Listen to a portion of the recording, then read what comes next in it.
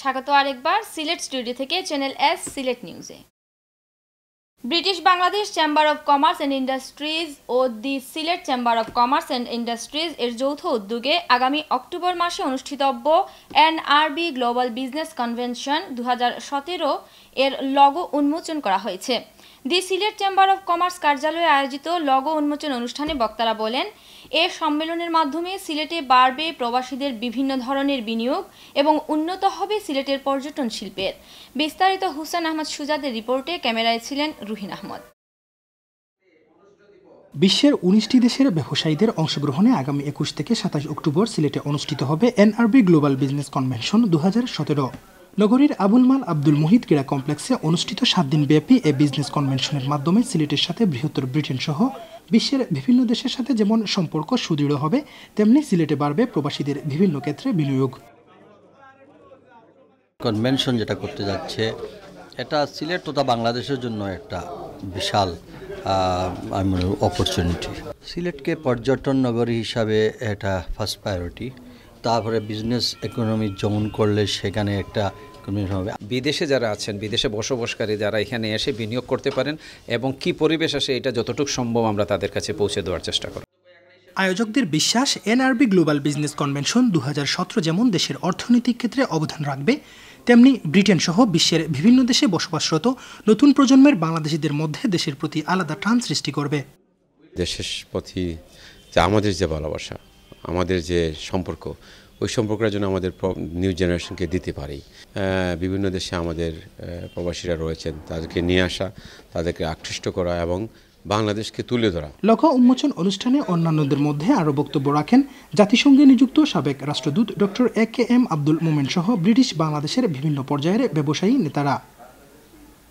হুসাইন আহমেদ সুজাত, channel S news, Sylhet. সিলেটের সাংবাদিকতায় camera হাতে আতাউর রহমান আতার অবদান অনস্বীকার্য। সিলেটের নানা ইতিহাসের দলিল হয়ে আছে তার স্থির চিত্রগুলো। কঠিন জীবন সংগ্রামের মধ্য দিয়ে গেলেও দায়িত্ব পালনে তিনি সবসময় অবিচল ছিলেন। একটা সময় আতা ছবি না দিলে ছবিবিহীন সংবাদপত্র প্রকাশিত হতো। সিলেট প্রেস ক্লাবে সিলেট প্রেস ক্লাব মহিবুন্নেসা সম্মাননা প্রদান অনুষ্ঠানে বক্তারা প্রথিত যশা এই আলোকচিত্রের কর্মময় জীবন মূল্যায়ন করতে গিয়ে এসব কথা বলেন।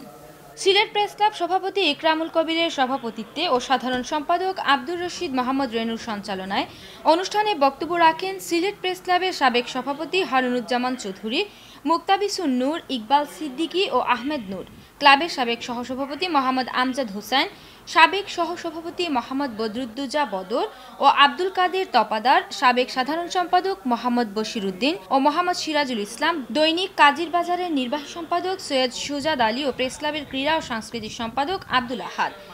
এমন একটি উদ্যোগে অবদান রাখার জন্য বক্তারা যুক্তরাষ্ট্র প্রবাসী সাংবাদিক ইব্রাহিম চৌধুরী খোকনকে ধন্যবাদ এবং উদ্যোক্তা মহিবুন্নেসার পরিবারবর্গের প্রতি কৃতজ্ঞতা জানান।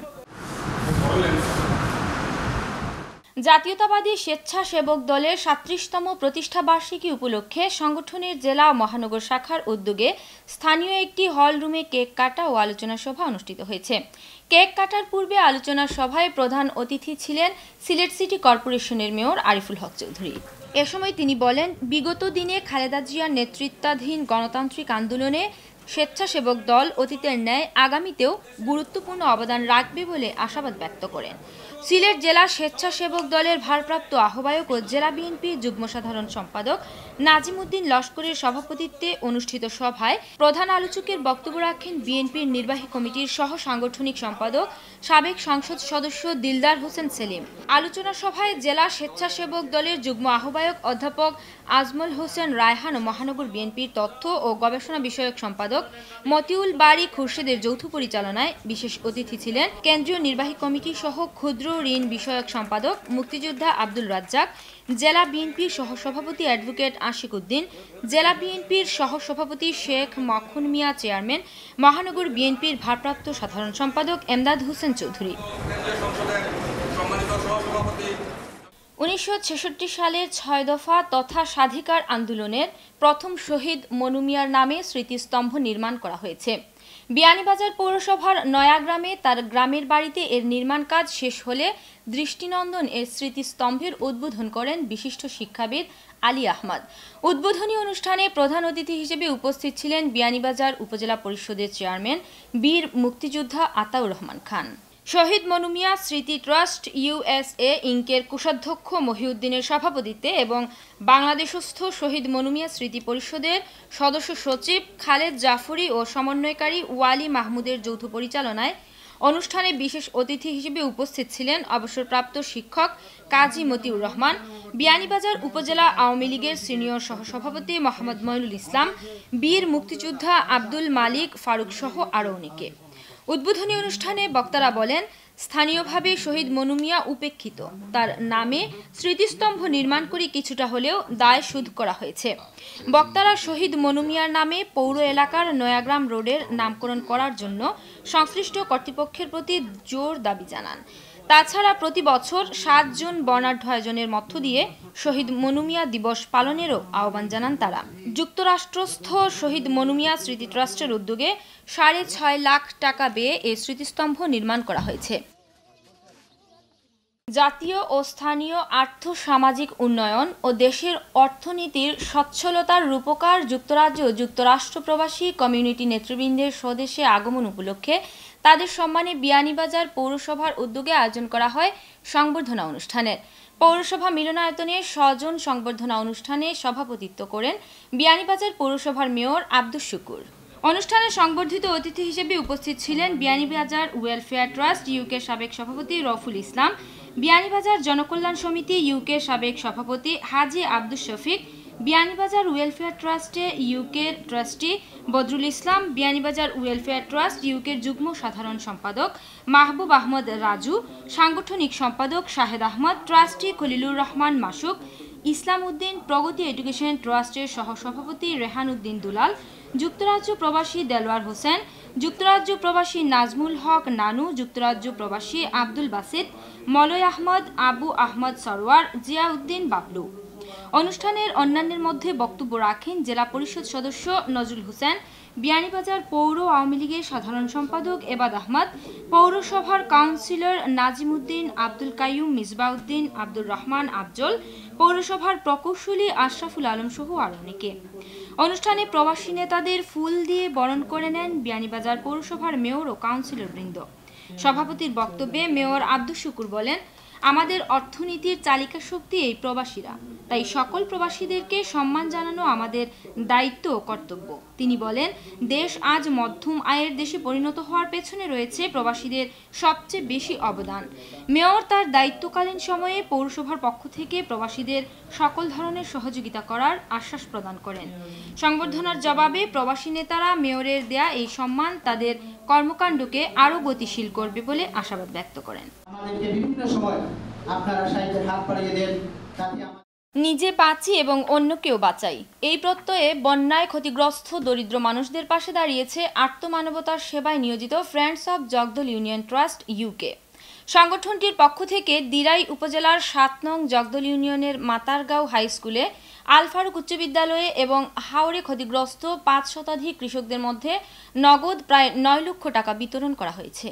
এ সময় সংক্ষিপ্ত বক্তব্যে যুক্তরাজ্য জাতীয় শ্রমিক লীগের সিনিয়র যুগ্ম আহ্বায়ক, দৌলতপুর উচ্চ বিদ্যালয়ের প্রতিষ্ঠাতা প্রধান শিক্ষক সমাজসেবক মোহাম্মদ শামসুল হক চৌধুরী বলেন, মাটির টানে আমরা বারবার দেশে ফিরে আসি। আমরা প্রবাসীরা সবসময় দেশের জন্য, এলাকার জন্য কাজ করে যাচ্ছি। এই দুর্যোগের সময় সরকারের পাশাপাশি সকল সামাজিক সংগঠন ও বিত্তবানদের এগিয়ে আসা নৈতিক এবং মানবিক দায়িত্ব। এ সময় আরও বক্তব্য রাখেন সংগঠনের উপদেষ্টা বিশিষ্ট শিক্ষাবিদ মাহবুব হোসেন এবং সংগঠনের সদস্য ফারুক মিয়া। এ সময় বক্তারা আরও বলেন, আমরা আমাদের যার যার অবস্থান থেকে আমাদের সাধ্যমতো, এমনকি দেশে এবং দেশের বাহিরে বিভিন্ন আর্থসামাজিক সংগঠন এবং বিত্তবানদের এগিয়ে আসার জন্য বিনীত আহ্বান জানাচ্ছি। এছাড়া friends of Jagdal union trust ইউকের পক্ষ থেকে অত্যন্ত ভালো একটি উদ্যোগ গ্রহণ করা হয়েছে। যুক্তরাজ্য প্রবাসীরা সবসময় যে কোনো দুর্যোগময় মুহূর্তে আমাদের পাশে থাকেন, আর তাই সকল প্রবাসীদের আন্তরিক ধন্যবাদ ও কৃতজ্ঞতা জানান বক্তারা। ত্রাণ বিতরণ অনুষ্ঠানে এলাকার গণ্যমান্য ব্যক্তিবর্গ উপস্থিত ছিলেন। ছাত্রদল নেতাকর্মীদের ঐক্যবদ্ধভাবে সরকারের অনিয়ম দুর্নীতির বিরুদ্ধে অবস্থান গ্রহণ করতে হবে। সরকারের পায়ের নিচে এখন মাটি নেই, তাই তারা বিচার বিভাগ থেকে শুরু করে সর্বত্রই একদলীয় শাসনের আওতায় আনার চেষ্টা করছে। যুক্তরাজ্য বিএনপির যুগ্ম সম্পাদক ও বিয়ানীবাজার উপজেলা ছাত্রদলের সাবেক আহ্বায়ক ইসলাম উদ্দিনকে প্রদত্ত সংবর্ধনা অনুষ্ঠানে বক্তারা এসব কথা বলেন। বিয়ানীবাজার উপজেলা পৌর ও কলেজ ছাত্রদলের পক্ষ থেকে এই সংবর্ধনা দেওয়া হয়। অনুষ্ঠানে ইসলাম উদ্দিন বলেন, দেশনেত্রী যুক্তরাজ্যে সফরে রয়েছেন, তিনি দেশে ফিরেই সরকারের বিরুদ্ধে আন্দোলনের ঘোষণা দিবেন। আর নেত্রীর ঘোষণাকে বাস্তবায়ন করতে বিএনপি নেতাকর্মীদের সাথে ছাত্রদলের নেতাকর্মীদেরও ঝাঁপিয়ে পড়তে হবে। উপজেলা ছাত্রদলের সিনিয়র যুগ্ম আহ্বায়ক পৌর কাউন্সিলর মিসবাহ উদ্দিনের সভাপতিত্বে অনুষ্ঠানে প্রধান অতিথির বক্তব্যে সিলেট জেলা বিএনপির সহসভাপতি নাজমুল হোসেন পুতুল বলেন, ইসলাম উদ্দিন বিএনপির একজন ত্যাগী কর্মী। সকল লোভ লালসার ঊর্ধ্বে থেকে তিনি দেশে যেমন রাজনীতি করে গেছেন, তেমনি বিদেশের মাটিতেও রাজনীতি করে যাচ্ছেন। পৌর ছাত্রদলের আহ্বায়ক ফয়েজ আহমেদের সঞ্চালনায় অন্যান্যের মধ্যে বক্তব্য রাখেন পৌর বিএনপির সভাপতি আবু নাসের পিন্টু, উপজেলা বিএনপির সাধারণ সম্পাদক সিদ্দিক আহমদ, সাংগঠনিক সম্পাদক নজরুল ইসলাম খান, দেলোয়ার হোসেন মুক্তা, আব্দুস সবুর, হাফিজুল ইসলাম, গিয়াসউদ্দিন, সরওয়ার হোসেন, আব্দুল হাকিম, ছাত্রদল নেতা শাহিন আহমদ, কাজী মাহবুব, মইনুল রশিদ, ইমরান চৌধুরী সহ আরও অনেকে। এর সঙ্গে শেষ করছি সিলেট স্টুডিও থেকে channel S Sylhet news. Sylhet বিভাগের প্রত্যন্ত অঞ্চলের খবর জানতে চোখ রাখুন চ্যানেল এস এর পর্দায়। এতক্ষণ সাথে থাকার জন্য ধন্যবাদ। আল্লাহ হাফিজ।